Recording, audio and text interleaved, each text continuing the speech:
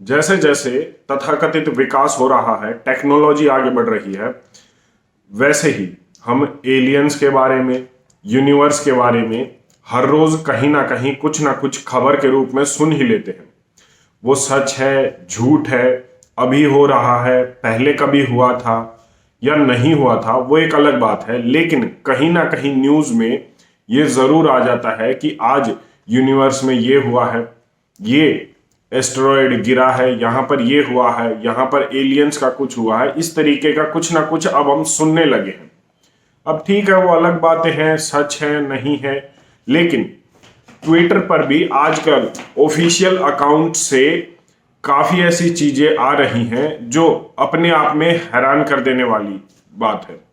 डॉगिलॉन Mars एक official account है, उसने अभी कुछ दिन पहले ही अपने ऑफिशियल अकाउंट से ये ट्वीट किया था कि aliens are real, you haven't just met them. Side में टीम फोटो लगा देगी एडिट करके।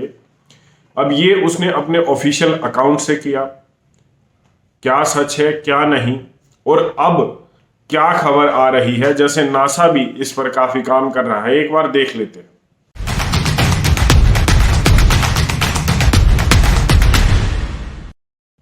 अभी लेटेस्ट जो हमारे सामने आ रहा है नासा की तरफ से, वो ये कह रहा है कि उन्हें हर 18 मिनट पर रेडियो वेव्स के सिग्नल मिल रहे हैं जो काफी हैरान कर देने वाले हैं, जिनको देखकर और सुनकर उन्हें काफी हैरानी हो रही है, क्योंकि इस तरीके के रेडियो वेव्स, रेडियो सिग्नल उन्हें पहली बार मिल रहे हैं।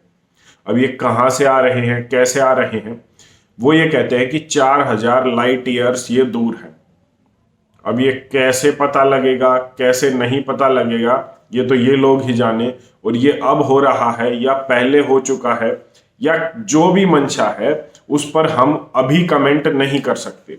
लेकिन जो बात है जो ऑफिशियली न्यूज में आई है वो ये कि हर 18 मिनट में एक रहस्यमय सिग्नल इनको मिल रहा है।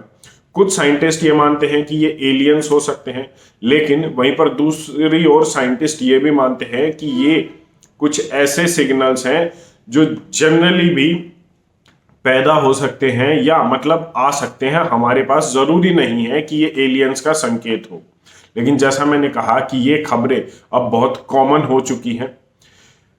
हम इस चीज को डिनाई नहीं कर सकते कि ये सब जो हो रहा है, जब तक कोई भी एक बाहरी ऐसी चीज को लेकर नहीं आया जाएगा जिस पर लोग अपनी आपसी जात पात की, धर्म की दुश्मनी भुलाकर उसके अगेंस्ट ना हो, उसके लिए भी हो सकता है कि ये चीजें प्रेरित हों।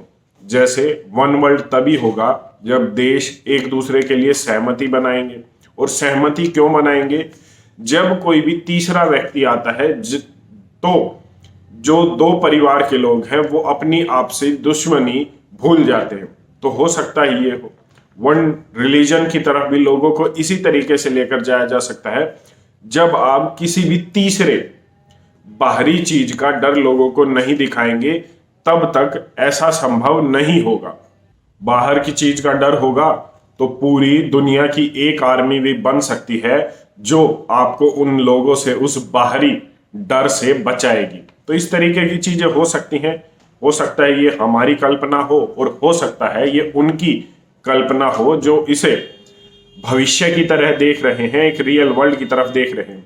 रोबोटिक्स पर, आर्टिफिशियल इंटेलिजेंस पर, टेक्नोलॉजी के नाम पर बहुत बड़ी बड़ी मैं कहूँ ये विकास हो रहा है। बहुत बड़ी बड़ी चीजें अब सामने आ रही हैं, लेकिन इसके साथ साथ इसके खतरे पर भी मैं अपने चैनल पर लगातार बात करता आ रहा हूँ।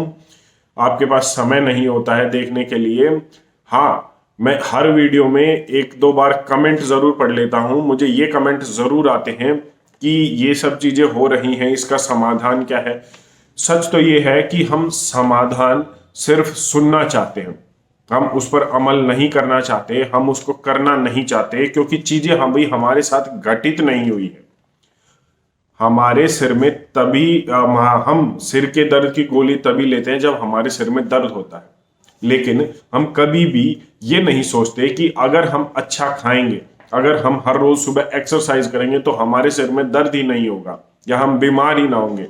तो अभी आप लोग उस स्थिति में हैं कि आप लोग सिर्फ समाधान सुनना चाहते हैं, कि ये समाधान होता है उस पर अमल नहीं करना चाहते। मैं अक्सर बोल चुका हूं कि जीएमओ सीड का खतरा है तो उसका समाधान क्या होगा?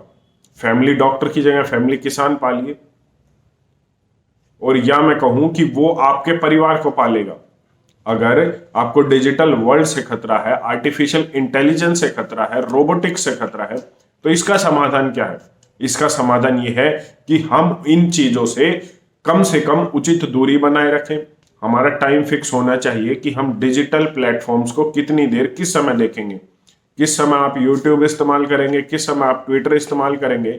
अगर आप पूरे दिन हाथ में फोन लेकर फेसबुक, ट्विटर, यूट्यूब देखते रहते हैं तो क्या आप उन रोबोटिक्स और आर्टिफिशियल इंटेलिजेंस के जंजाल में नहीं जाएंगे? बिल्कुल जाएंगे। ये समाधान कहने के लिए आसान है, सुनने के लिए आसान है, लेकिन अगर आपने इन छोटी छोटी चीजों पर ही अमल किया तो आप इस खतरे से काफी हद तक बच सकते हैं। दूसरी चीज जो अभी पिछले 1.5-2 साल में हुआ, हम चाहते हैं कि हमारे अपार्टमेंट में, हमारी सोसाइटी में, मैं जिस शहर में रह रहा हूं उसी शहर में मेरे को समाधान मिल जाए। ऐसा नहीं हो सकता। जो बड़े बड़े टारगेट हैं वो बड़े बड़े शहर ही हैं, क्योंकि शहरों में ज्यादातर जनता है और जनता ही टारगेट है। शहरों को कंट्रोल बड़े आराम से किया जा सकता है, क्योंकि यहां पर आपका पानी कंट्रोल्ड है। आप सप्लाई का पानी लेते हैं, चाहे आप अपार्टमेंट में हो, चाहे आप अपनी सोसाइटी में हो, अपने फ्लैट में हो, अपनी कॉलोनी में हो, कहीं पर भी हो। अगर आप शहर में रह रहे हो तो आपकी पानी की सप्लाई कंट्रोल्ड है, आपकी खाने की सप्लाई कंट्रोल्ड है, क्योंकि आप दुकानों से, डिपार्टमेंटल स्टोर से, किराना स्टोर से सामान खरीदते हैं। उसके साथ आपकी लाइट भी, बिजली भी कंट्रोल्ड है।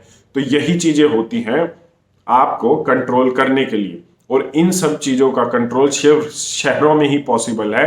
अभी तक भारत के गांव इन चीजों से दूर है। किसी भी गांव में पिछले 1.5-2 साल में, कोरोना के समय में, कोई भी व्यक्ति भूखा नहीं मरा।